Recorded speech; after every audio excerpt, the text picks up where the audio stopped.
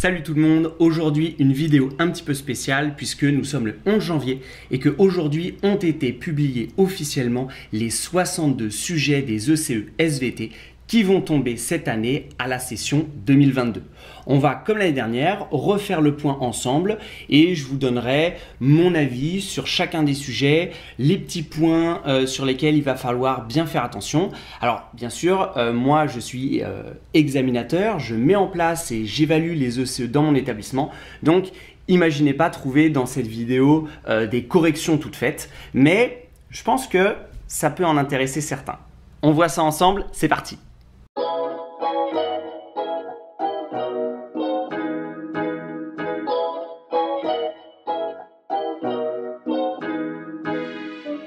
Avant de revoir ensemble ces 62 sujets, on revoit ensemble les bases qu'il faut connaître. ECE, c'est l'évaluation des compétences expérimentales. C'est une évaluation qui compte pour 5 points dans l'évaluation du baccalauréat et qui concerne les élèves qui ont choisi la SPSVT jusqu'en terminale. Il y a aussi ce type d'évaluation pour ceux qui ont choisi l'aspect physique-chimie, mais les sujets, les épreuves et même les modalités de l'épreuve sont différentes, donc ne comptez pas sur moi pour vous parler de la physique-chimie, on va rester focus sur les SVT. Les 62 sujets de cette année sont officiellement mis en ligne et accessibles gratuitement, librement à tout le monde. Il vous suffit de vous rendre sur le site d'Eduscol, je vous mettrai dans la barre de description le lien complet, vous n'aurez plus qu'à cliquer dessus pour avoir accès. Donc moi je vous conseille déjà une chose, c'est de télécharger l'intégralité de ces 62 sujets. Donc pour le moment on a notre banque de 62 sujets.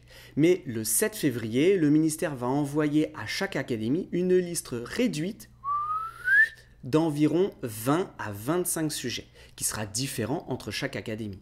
Et donc, parmi ces 25 sujets, vos enseignants vont choisir quelques ECE sur lesquels vous allez tomber, ce qui va encore réduire les possibilités. Bien sûr, ces 25 sujets académiques ne sont connus que des enseignants et les quelques-uns qui sont choisis par les équipes pédagogiques, bien sûr, ne sont connus de personne. J'en profite pour rappeler que lors de cette évaluation, tu seras seul. Tu auras 1 heure pour réaliser un TP que tu auras tiré au sort, celui qui sera préparé par tes enseignants. Cette épreuve de TP, elle aura lieu entre le 22 et le 25 mars. En fait, juste après tes épreuves de spécialité. Si tu veux du concret, je te rappelle que j'ai réalisé il y a quelques temps une vidéo où je me mettais dans la peau d'un élève qui va faire son ECE. Donc, n'hésite pas à le retrouver sur ma chaîne Sciences Nat. Et si tu veux plus de détails sur les ECE, notamment comment sont évalués les élèves, comment les élèves doivent répondre, j'ai réalisé en partenariat avec Théo de la chaîne Nouvelle Classe tout un ensemble de vidéos sur les ECE justement. Je t'ai mis le lien dans la description. Allez, c'est parti, maintenant on y va. Pour plus de lisibilité, j'ai organisé les différents TP. Donc on commence par la partie géologie, avec tout un tas de sujets qui traitent de la datation. Alors on a le sujet 2, 21, 32, 58, 59 et le 8. Alors, le sujet numéro 2, âge du Mont Saint-Michel. Alors là, on est sur du super gros classique. Vous avez une lame sur laquelle il faut identifier les minéraux et vous avez un fichier Excel, rubidium, strontium, hyper facile. Et là aussi, j'avais fait une vidéo avec Théo sur la chaîne Nouvelle Classe. Sujet très similaire, le 21, chronologie dans la région du Mont Saint-Michel encore une fois, où là, on associe datation rubidium strontium avec un petit peu de datation relative, notamment une carte qu'il va falloir analyser. Alors, vous avez aussi des sujets que je trouve quand même un peu difficiles sur de la datation. Vous avez le 32, la géologie de la Corse, et le 58, histoire de Gabbro. Alors ici, vous avez encore une fois des observations de roches à faire, mais la difficulté c'est que on ne va pas vous faire travailler sur une datation rubidium-strontium, ce que tous les lycéens en spé ont vu. On va vous faire bosser sur le couple néodyme-samarium. Alors en fait, c'est la même chose que le rubidium-strontium, sauf qu'il va vous falloir prendre quelques minutes pour vous dire, ok, néodyme-samarium, qui joue le rôle du strontium, qui joue le rôle du rubidium. Donc ça, pas forcément évident. Moi, je vous conseille de bosser ça, prendre quelques instants là, quand vous avez du temps, pour bosser le couple néodyme-samarium. Ah oui, j'en profite pour vous dire, dès que vous avez des roches à analyser, que ce soit à l'œil nu ou au microscope, Bien sûr, vous êtes pas... enfin, vous êtes seul, oui, mais vous serez un petit peu aidé puisque vous avez, vous vous souvenez, les fiches des minéraux observés à l'œil nu ou au microscope LPA, LPNA. Donc tout ça devrait vous aider à faire votre connaissance, pas de panique.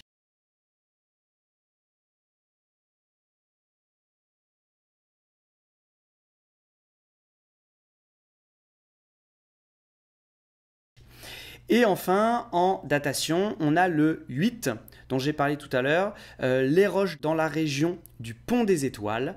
Donc ici, il faut identifier les roches et faire un petit peu de datation relative. Vous aurez surtout pas mal de photos dans le dossier du TP qui devraient vous aider. Voilà ce qui concerne la datation. Vous avez vu qu'il y aura pas mal d'Excel. Donc pareil, hein, bien bosser Excel, comment on fait un graphique, la droite isochrone, comment je rajoute une courbe de tendance, tout ça, ça doit être bien maîtrisé. On passe à autre chose, l'étude des foraminifères. Il y a 3 sujets sur ce thème-là. On a le 38, le 41 et le 48. Alors, le 38, datation d'un calcaire par des foraminifères. Ici, on vous donne une lame mince avec un calcaire qui contient des forames, une planche d'identification des foraminifères. Rien de bien difficile.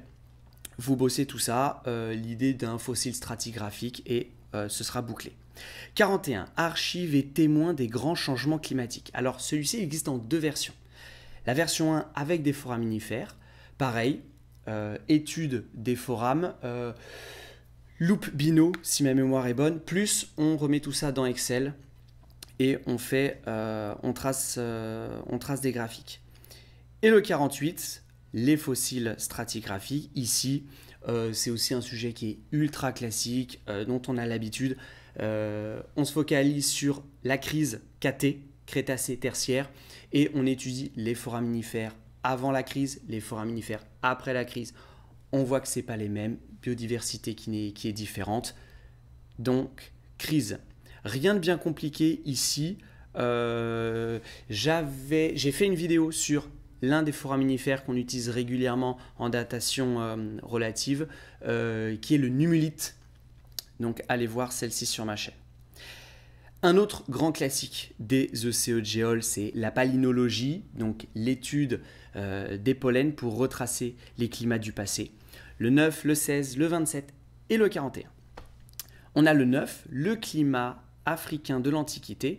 Et ici, on a un petit couplage palynologie, reconnaissance et comptage des grains de pollen avec un peu de delta O18. Donc, révisez bien ça.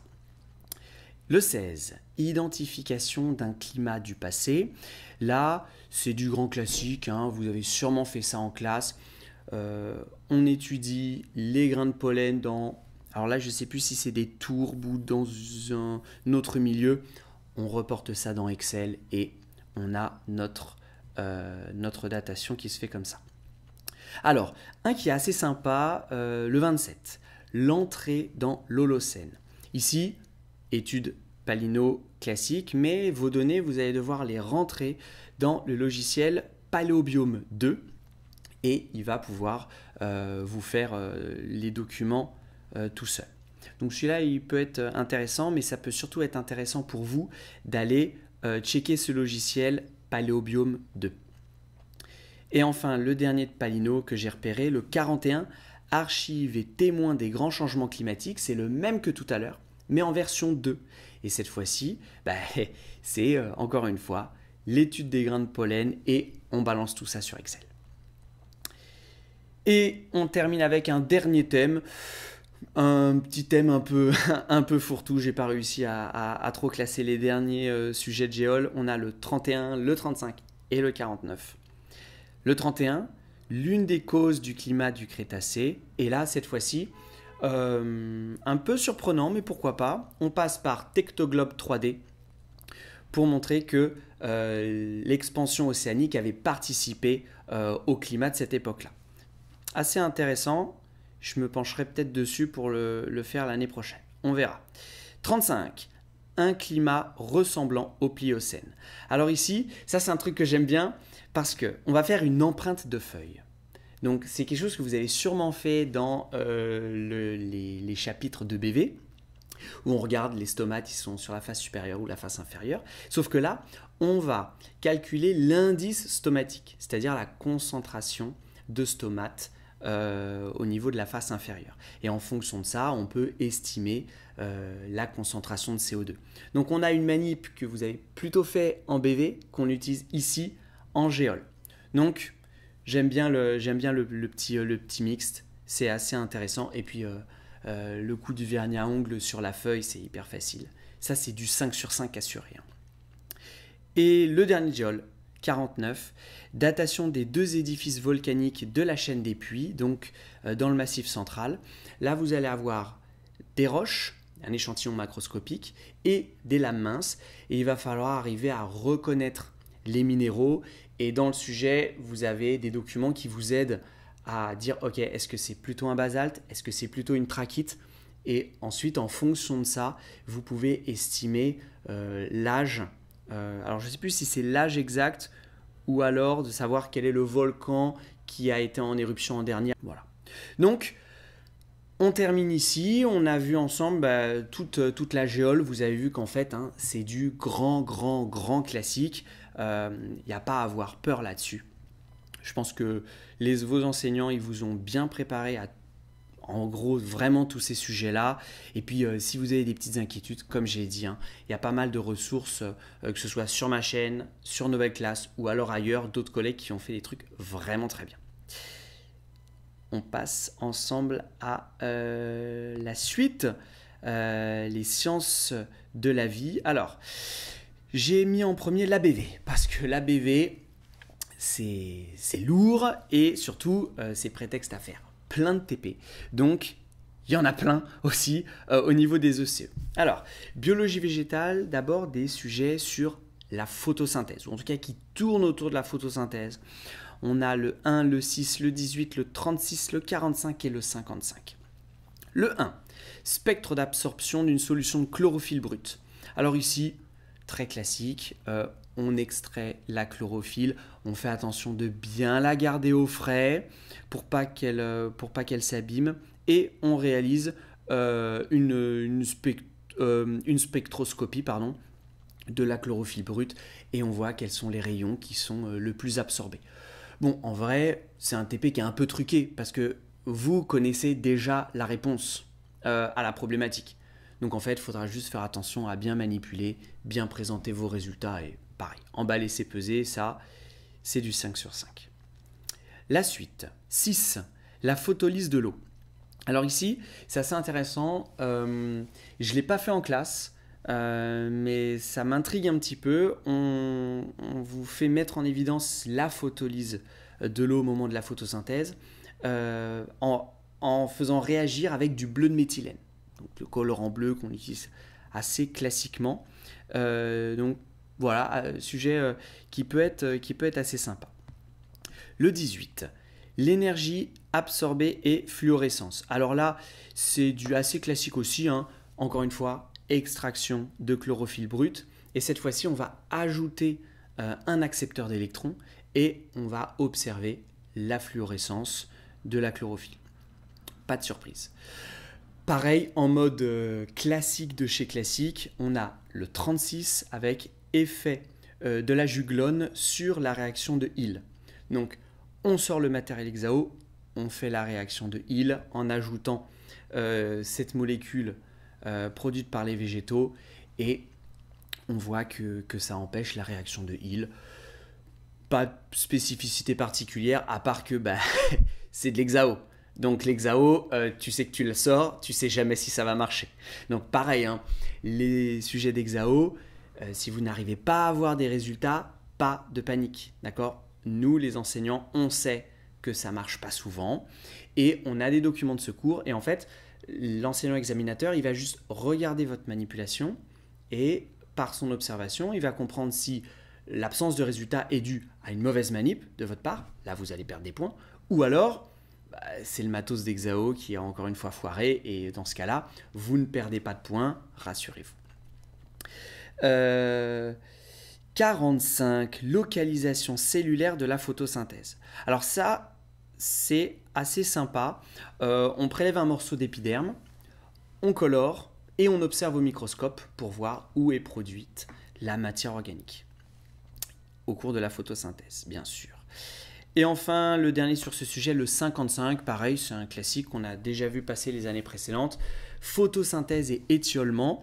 On va faire une chromato entre un végétal vert et un végétal étiolé, donc qui n'a pas été à la lumière. On va prendre ici de l'endive et on va voir quels sont les pigments chlorophylliens. Et on a aussi, en plus de ça, une petite observation au microscope. Donc, vous voyez qu'ici, finalement, dans cette partie-là, il faut bien être au clair avec l'extraction de chlorophylle, faire bien attention de la garder au frais. Et puis, pareil, on fait attention au moment de la chromato, bien réviser celui-là. 4 sujets maintenant, toujours de biologie végétale, sur plutôt tout ce qui est l'organisme, d'accord ? BV autour de l'organisme. On a la croissance des racines, avec cette fois-ci prélèvement de racines et coloration des chromosomes dans les cellules racinaires, et on observe au microscope. Vous avez d'ailleurs peut-être fait ça déjà dans votre année de première, on le fait souvent.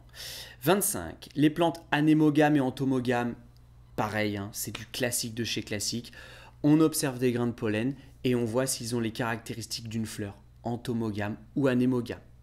Vous apprenez bien votre cours, c'est juste une petite manip facile, c'est du 5 sur 5. Ça c'est un sujet sympa qui demande un peu de boulot aux profs. 37. Gravité et croissance racinaire. Donc vous observez des racines que vous colorez à l'eau iodée qui ont été mis dans des conditions différentes de croissance.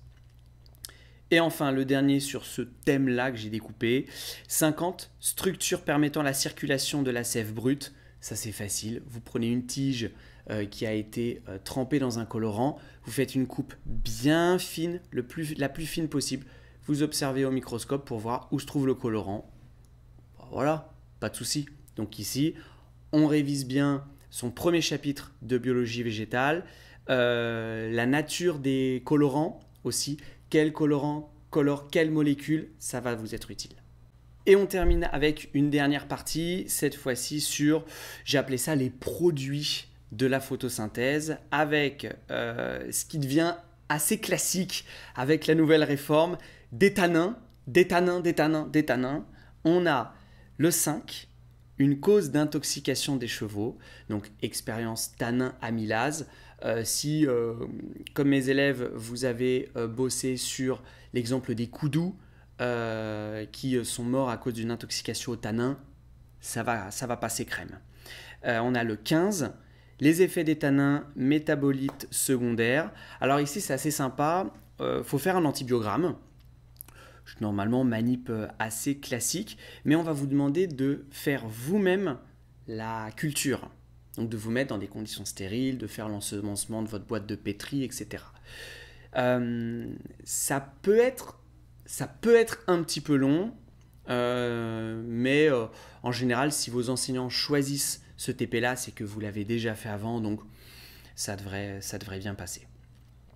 Tanin, troisième sujet, avec le 60, présence de tanin chez l'olivier. Et cette fois-ci, on va vérifier si dans les feuilles d'olivier, il y a des tanins avec du chlorure de fer 3 qu'on met sur les feuilles. Et ensuite, on observe tout ça au microscope. 54. Défense chez le millepertuis perforé. Il me semble que ce sujet était déjà présent dans la liste de l'année dernière. Il a sûrement été un petit peu modifié. Donc, on observe des feuilles de millepertuis au microscope et on ajoute quelques réactifs pour observer la présence de flavonoïdes, des molécules défensives chez cette petite plante, chez ce petit angiosperme. 12. Et c'est le dernier, le pouvoir sucrant de l'agave. Ici, super simple, on fait une chromato. Et on voit quels sont les sucres qui composent le sucre d'agave. C'est hyper classique. Donc, franchement, en BV, il n'y a pas de surprise. Il faut bien apprendre son cours, il faut bien revoir les TP, il faut bien maîtriser le microscope, évidemment, et normalement, ça devrait bien passer. On passe à la partie que Moi, perso, je trouve chaude parce que c'est la partie où il y a toujours de l'hexao et on ne sait jamais si ça va fonctionner. Chaîne respiratoire. On a le 3, le 34, le 56 et le 62. Alors, on a le 3.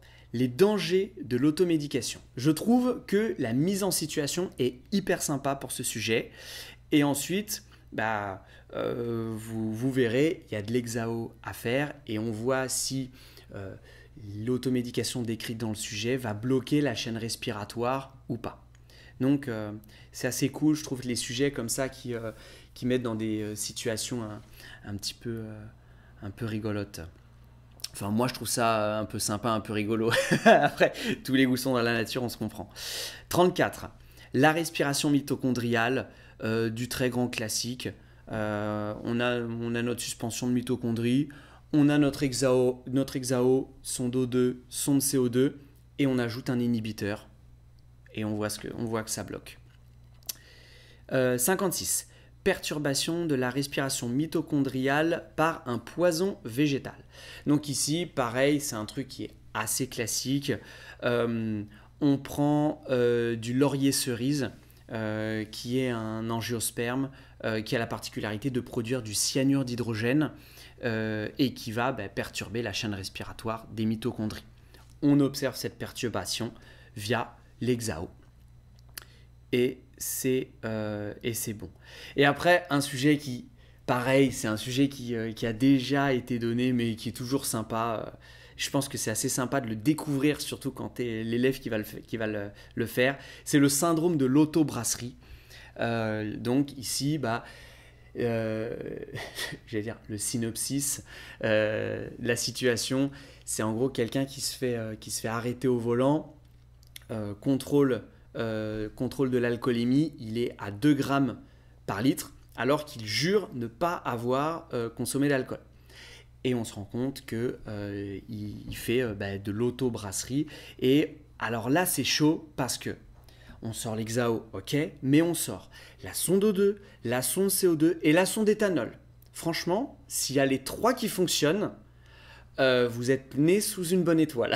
Parce que franchement là, c'est un peu rude, un peu déstabilisant quand ça risque de ne pas fonctionner. Donc, maîtrisez bien votre hexao, maîtrisez bien le logiciel, demandez la semaine suivante ou même là, il vous reste quelques temps, à votre enseignant si vous ne pouvez pas refaire une petite séance hexao ou juste revoir où est-ce que je clique, comment je lance mon acquisition, etc. pour juste en fait être plus à l'aise. Alors, on a maintenant 3 sujets qui tournent autour de la théorie endosymbiotique. On a le 4, le 11, le 44. Alors, on a le 4, origine des chloroplastes, et en fait, le suivant, le 11, endosymbiose des chloroplastes. Dans les 2 cas, vous avez une chromatographie à faire et une analyse de séquence. Donc l'analyse de séquence classique, soit sur Anagène, soit sur Génigène 2. Génigène 2 qui est accessible en ligne, sans connexion aucune, enfin sans identifiant et totalement gratuitement. Donc allez vous entraîner sur Génigène 2. Et enfin, on a le 44, origine endosymbiotique des mitochondries. Et ici, on a un mélange hexao plus analyse de séquence. Donc là, c'est pareil, hein, c'est des choses qui sont très classiques, que vous avez sûrement fait en classe, donc pas de panique. On passe à la neuro. Alors ici, je l'ai découpé pareil en 3 grands thèmes. Alors on a tout d'abord toute la neuro qui utilise le logiciel EduAnat2 que vous avez forcément utilisé. On a le 7, le 13, le 33 et le 43. Alors à chaque fois, en fait, c'est toujours la même chose dans ces sujets-là. C'est-à-dire qu'il y a quelqu'un qui a eu un accident ou alors un AVC et à l'aide des imageries anatomiques et fonctionnelles, on regarde s'il peut encore pratiquer son métier d'horloger, si mamie peut encore faire du tricot, si la personne, malgré cet accident, peut continuer à avoir une vie normale et voir quelles sont les zones qui sont atteintes. La seule particularité, c'est le 13 cerveau, moelle épinière et motricité, où on va vous donner des IRM de cerveau et des IRM de moelle épinière. Les autres, c'est IRM de cerveau. Donc là, en vrai, bien maîtriser et du ANAT 2, bien maîtriser aussi le sens des coupes, quand on vous dit une coupe frontale, sagittale, etc. Vous devez savoir dans quel sens c'est. Pareil, et du ANAT, connexion simple, rapide et facile en ligne. 3 sujets de neuro qui tournent autour de l'ATP et de la contraction musculaire, avec des sujets qui se ressemblent. On a le 24, contraction musculaire et ATP. On a le 46, le rôle de l'ATP dans la contraction musculaire. Et le 47, calcium et contraction musculaire. Donc, grosso modo, à chaque fois, il faut prendre du muscle frais. Donc, soit on vous le donne, soit c'est à vous de le prélever, souvent sur un bivalve. Et on ajoute de l'ATP ou alors on ajoute une solution de calcium et on voit si la fibre se raccourcit due à la contraction. Pas de grande particularité ici, vous serez plus à l'aise si vous l'avez fait en classe. Mais rien ne vous empêche d'aller acheter des coques, des prelles, des moules et vous entraîner à prélever le muscle abducteur. Ça pourrait faire marrer vos parents. Et enfin, 2 sujets un peu divers de neuro. On a 17, diagnostiquer une myopathie. Donc ici, il faut réaliser une observation microscopique et une analyse, une comparaison de séquences. Et ensuite, on a la manœuvre de Jendrassik. Alors ici, c'est sympa, c'est du réflexe myotatique. Donc, ce qui me fait marrer, c'est que vous n'avez pas à vous brancher les électrodes sur vous. Il est dit dans le sujet que vous disposez d'un cobaye qui est déjà branché. Et en fait, le cobaye, c'est nous. Donc forcément, si vous tombez sur ce sujet-là, vous allez vous retrouver à devoir donner un coup de marteau dans la cheville de votre enseignant. Alors là, attention, il faut mesurer son coup de marteau, d'accord ? C'est pas le moment de se venger de son année. Mais ça peut être sympa. Moi, en tout cas, en tant qu'élève, ça m'aurait vachement fait marrer de faire ce TP sur ma prof de l'époque. On passe à la génétique. Alors, avec ici, pareil, tout ce qui concerne la méiose, on est sur plus classique, tumeur. On a 3 sujets de comptage de drosophiles. Donc 29, 39, 40. Ces 3 sujets, à chaque fois c'est pareil. Vous comptez vos drosophiles, les gènes sont-ils liés, sont-ils indépendants? Vous révisez bien tout ça et normalement ça devrait bien se passer. Et on a le 20. Le 20 qui est pour moi un sujet qui est chargé d'émotions, un modèle génétique du brassage génétique Sordaria, puisque c'est sur ce sujet que moi, élève de terminale il y a quelques années maintenant, je suis tombé quand j'ai passé mes ECE. Donc on prélève, on les crabouille et puis on fait son comptage au microscope. Voilà, ça me renvoie quelques années en arrière. C'est bien sympathique. Et puis en plus, c'est hyper facile. Par contre là, celui-là, le 20, il faut connaître son cours. Il faut connaître son cours, les asques chez Sordaria, comment se déroule la méiose. Ça, faut être béton là-dessus, sinon vous n'y arriverez pas. D'autres trucs de génétique qui tournent autour des séquences. On a le 10, génotype et alimentation, avec ici, alors ils appellent ça un dosage immunométrique. En vrai, quand vous faites la manip, ça ressemble vachement à un test ELISA. Donc, si vous l'avez fait en classe, pas de panique. Et en plus de ça, vous couplez avec une analyse de séquence. 14. Importance du génome mitochondrial. Et ici, on a un petit peu d'hexao encore et une analyse de séquence ADN. 19. Transfert horizontal d'un gène d'antibiorésistance. Ici, encore une fois, antibiogramme en version hyper classique, plus analyse de séquence. Et le dernier, 61, identification d'un gène responsable de l'hémochromatose. Donc ici, c'est que de la comparaison de séquences. Donc comparaison de séquences, en fait, vos enseignants, ils ont le choix. Soit on utilise le logiciel Anagen, soit on utilise Génigène 2, comme j'ai dit précédemment. En fonction de celui que vous avez utilisé, vous rebossez dessus un petit peu avant, et puis comme ça, vous serez bien. Il nous reste deux derniers thèmes, la glycémie. Alors ici, on a le 22, le 28 et le 57. Alors, le 22, la catalacémie, une maladie à l'origine d'un diabète. Et ici, en fait, on fait de l'hexao sur l'enzyme de la catalase. Donc, on est plus sur une mise en situation qui tourne autour du chapitre glycémique et on fait une hexao. Claude Bernard, le sujet 28, le foie lavé, hyper classique. Celui-là, si vous n'avez pas 5 sur 5, je ne peux plus rien faire pour vous. Ça, c'est plus possible. Et enfin, je crois que celui-là, ah ouais, celui-là était sympa, c'était le 57. La glycogénose, une maladie de la régulation de la glycémie. Là, pareil, c'est le foie lavé, sauf qu'en fait, on va le contextualiser un petit peu. Donc, pareil, encore une fois, j'aime bien ce type de sujet. Et on couple ça avec une comparaison de séquences. Donc là, en vrai, vous apprenez bien votre cours, vous revoyez l'expérience de Claude Bernard et emballé, c'est pesé, c'est du 5 sur 5. Et on finit avec le dernier thème que j'ai classé, tout ce qui concerne le stress. Alors, on a le 30, le 42, le 51, le 52 et le 53. Le numéro 30, syndrome de Cushing, ACTH, dépendant ou indépendant. Là, on vous fait faire un test ELISA, donc il n'y a aucun problème pour celui-ci. 42, amygdale, émotion et cinéma du futur. Ben ici, c'est Eduanat 2. Faudra juste bien faire attention à la localisation des différentes aires. Parce qu'on peut rapidement se faire piéger quand on va trop vite. Donc, on respire, on prend son temps et tout se passe bien.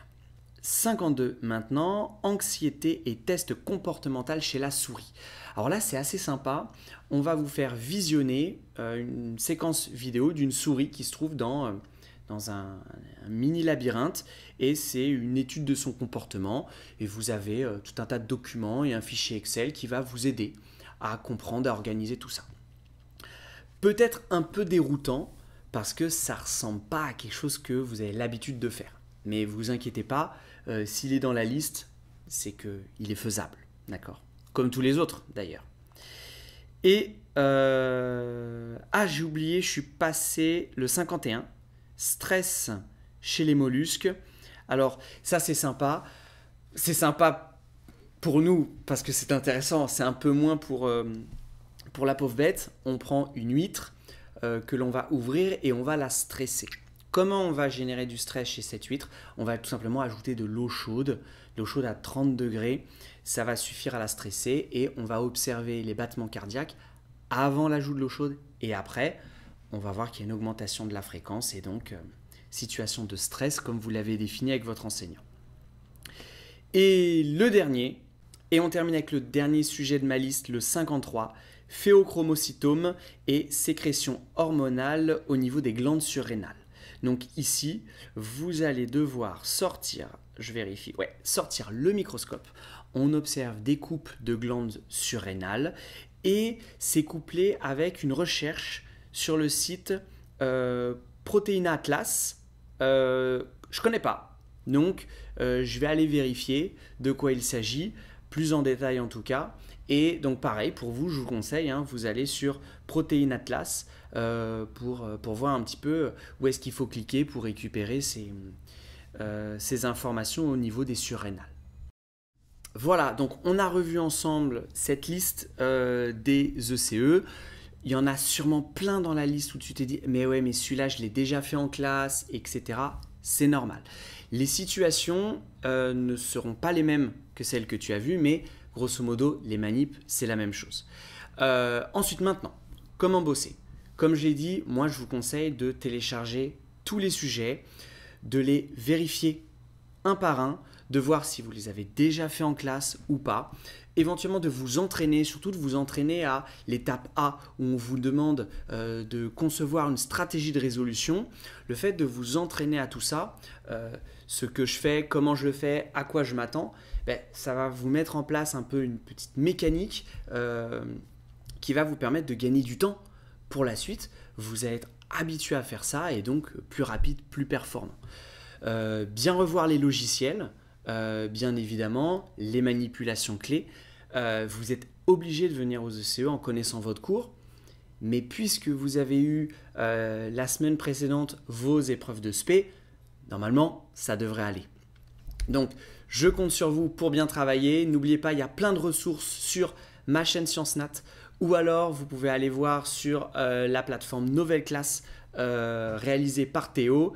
Comme d'habitude, si tu as des questions, tu peux les poser dans la barre de commentaires. N'oublie pas de liker, de t'abonner, de partager à tes potes qui sont dans la même galère que toi. Et en attendant, je te souhaite de bonnes révisions.